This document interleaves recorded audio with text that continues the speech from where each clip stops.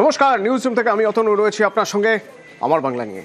আর আমার বাংলার শুরুতেই এই যে এসআইআর চলছে, স্পেশাল ইন্টেন্সিভ রিভিশন, এই স্পেশাল ইন্টেন্সিভ রিভিশন বিএলওরা করছেন, সেখানে ডেটা এন্ট্রি অপারেটর নিয়োগ করতে হবে, কিন্তু নির্বাচন কমিশন কখনোই চায় না বাংলা সহায়ক কেন্দ্রের ডেটা এন্ট্রি সেখানে কাজ করুক। আর এতেই প্রতিবাদ জানাচ্ছেন মমতা বন্দ্যোপাধ্যায়।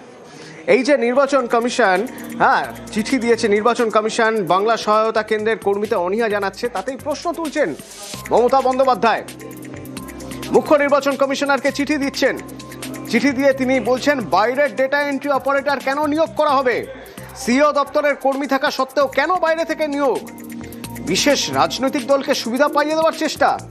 কমিশন যে প্রস্তাব দিয়েছে সেই প্রস্তাব নিয়ে প্রশ্ন তুলে চিঠি মুখ্যমন্ত্রীর।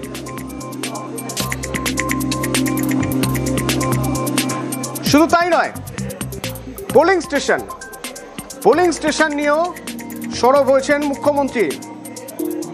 বেসরকারি জায়গায় কেন পোলিং স্টেশন তৈরির ভাবনা চিন্তা, সরকারি জায়গায় পোলিং স্টেশনের পক্ষেই সওয়াল মমতার, এবং কমিশনের নিরপেক্ষতা নিয়েও প্রশ্ন তুলে দিচ্ছেন মুখ্যমন্ত্রী।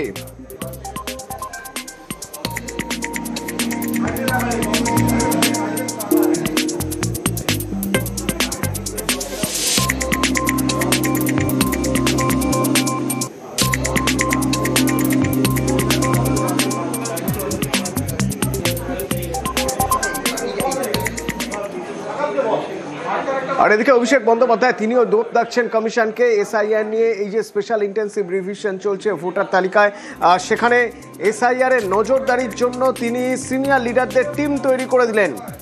আরও জোরদার আন্দোলনের হুঁশিয়ারি দিলেন অভিষেক বন্দ্যোপাধ্যায়। দিল্লিতে কমিশনের তৃণমূল সাংসদদের দল এসআইআর এর নজরদারিও করবে সিনিয়র লিডারদের একটি টিম। এবং এই যে এত মৃত্যু হচ্ছে, সেই এত মৃত্যুর অভিযোগ উঠছে, তাতে কমিশনের বিরুদ্ধে এফআইআর নয় কেন, প্রশ্ন তুললেন অভিষেক।